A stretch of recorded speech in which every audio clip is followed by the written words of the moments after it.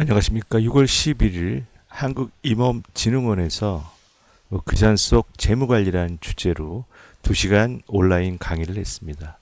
아주 많은 분들께서 더 자세한 교육을 받고 싶다고 하셔서 내 나름대로 사실 그때 2시간 했던 거는 오프라인으로 강의를 했을 때 약 5시간 이상이 걸리는 그런 방대한 분량이었기 때문에 아무래도 조금씩 할 수밖에 없어서 많은 우리 그 수강자분들이 목마르셨습니다. 그래서 제가 약속을 드리기는 일단 자료는 제가 저작권에 문제가 되지 않는 그런 저작권 상관없는 그런 자료를 일단 귀산촌과 관련된 자료를 보내드렸고, 또 제가 두 번째로 약속한 것은 무엇이냐 하면 좀 더 자세하게 나눠서 올려드리겠습니다. 동영상과 같이 올려드리겠습니다. 약속을 했기 때문에 지금 약속을 지키기 위해서 들어갑니다.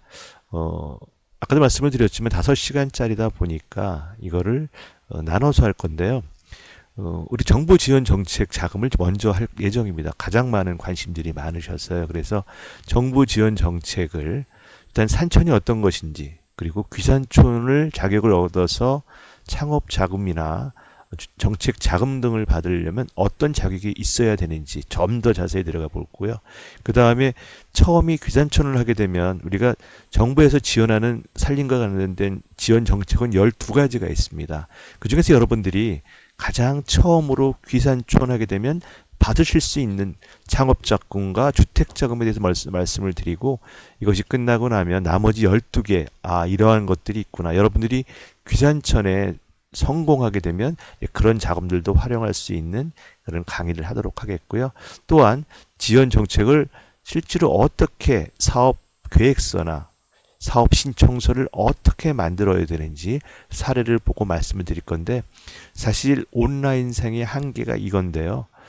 여러분들이 직접 사업 신청서나 사업 계획서를 쓰시면 제가 첨삭 지도도 하면서 여러분들이 100% 받을 수 있도록 제가 도움을 드릴 수가 있는데, 온라인상에 문제가 있고, 또 이거를 해결하기 위해서 제가 블로그에도 올렸지만 여러분들이 좀 더 오프라인을 교육받을 수 있게끔 환경을 조성하기 위해서 제가 노력을 해보려고 하고 있습니다. 많은 여러분들이 이용하셔서 꼭 성공하는 귀산촌이 됐으면 좋겠습니다. 제가 그 시간에 처음으로 보여드렸던 그 동영상이 하나 있었는데요. 귀산촌을 왜 하시는지에 대해서 말씀을 드렸습니다. 여기에서 결론은 그겁니다. 어촌도 아니고 농촌도 아니고 귀산촌을 하는 이유는 일단은 저비용 고효율을 따를 수가 있다. 농촌이나 어촌은 많은 사람을 고용해야 하지만 이 귀산촌은 좀 손이 덜 간다는 게 있고요. 그리고 힘도 사실 덜 들습니다. 왜냐하면 특히 산양삼을 키우신다면 약 5년 동안 키우셔야 되는데, 그냥 좋은 조건에다가 뿌려놓고 기다림의 시간, 기다림이 골고 여기는 귀산촌에 있어서는 큰 동목이 되겠습니다. 그리고 떼약볕을 많이 안 받습니다. 그늘 아래에서 일을 하시다 보니까 시원하기도 해서. 그래서 귀산촌을 좀 많이들 생각들 하시는 것 같아요. 힐링과 아울러 건강 등을 또 고려해서요. 자, 이런 내용이었고요. 두 번째, 사실 제가 또 준비했던, 실제로 오프라인에서 또 보여주는 거는 귀산촌을 어떻게 준비해야 될 건지, 귀산촌에 대해 성공한 사람들의 사례를 제가 직접 백문이 불여일견 한번 보는 것이 더 좋다고 해서 제가 준비를 했습니다. 그렇다면 성공적인 귀산촌을 위해 어떻게 준비를 해야 할까? 네, 이것도 해야 되지만 이게 오프라인상에서는 제가 하기가 쉬운데 이게 이제 그렇지 않습니다. 제가 여러분 혹시 이 강의 기법이 뭔지 아시는 분들은 아시겠지만 프레치라는 강의 기법이 되겠습니다. 프레치라는 강의 기법은 줌업이 가능한 건데요. 지금 제가 이렇게 구도를 캔버스라고 합니다. 저희 그 강의란을 만들 때는요. 여긴 도심입니다. 여러분들이 지금 살고 있는 도시가 되겠죠. 이 도심부터 출발을 해서 여러분들이 여러 지역을 거쳐 나중에는 이 귀산촌에, 아주 멋진 귀산촌에 정착할 수 있는 여정을 지금 하나하나 여기서 밟아가려고 합니다. 밟아가면서 여러분들이 필요한 게 어떤 게 있는지 별 건데, 첫 번째 시간에서는요. 귀산촌에 대한 정의를 한번, 자격도 보겠지만 귀산촌의 정의를 같이 보도록 하겠습니다. 일단 귀산촌의 자격은 산촌으로 이주하여 임업에 종사하고 있거나 하고자 하는 자로서 귀산촌한 지 만 5년이 경과하지 않은 자입니다. 그리고 65세, 만 65세 이하여야지만 가능합니다. 그렇지만 이 연령에 대한 기준은 주택 구입, 국산 목조 주택 신축 자금 등은 연령 기준을 적용하지 않습니다.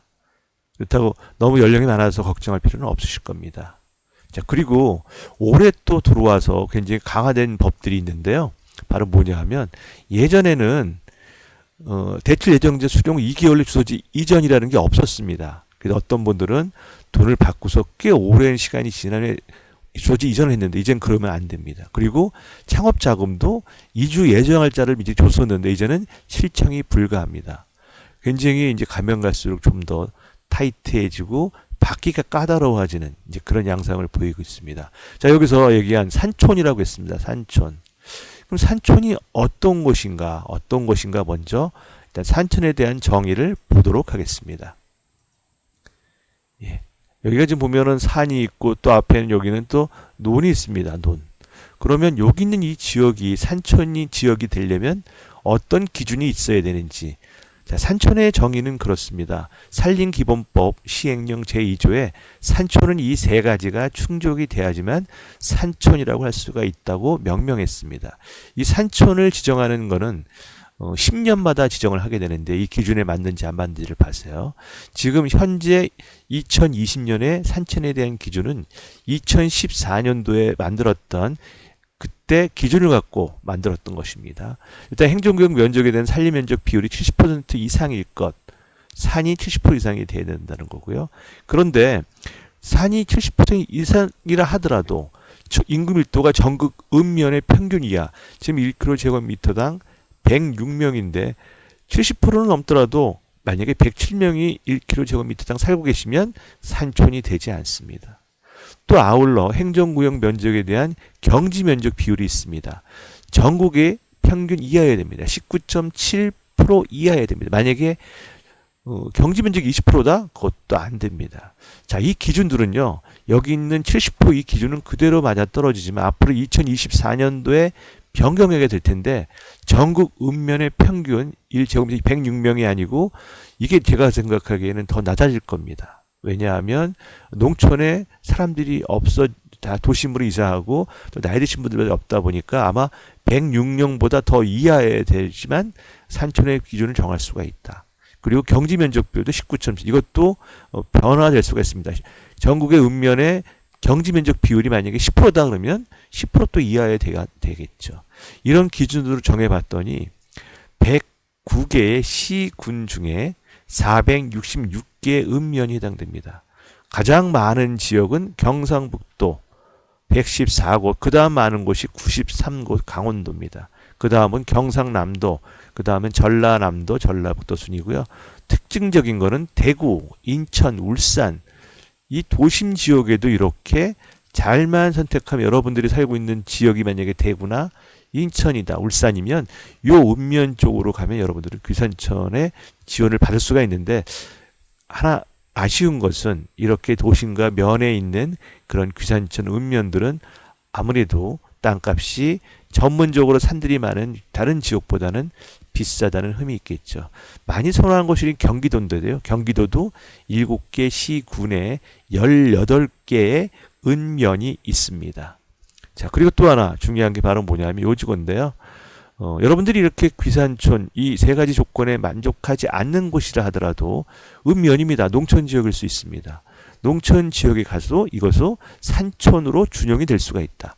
단 조건은 여러분들이 창업 자금을 받으시려면 여기에 읍면에서 여러분들이 키우는 것들이 임작물, 산촌에서 지원이 되는 임작물을 키워야지만 지원을 받으실 수 있습니다.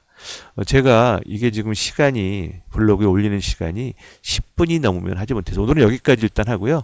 다음에 예고편을 보내드리면 다음엔 우리나라 지도를 보면서 하나하나 어느 지역에 어떤 읍면들이 있는지 예고편을 이제 보여드리는데 이거를 다시 또 한번 갖고서 여러분과 같이 또 교육을 하도록 하겠습니다.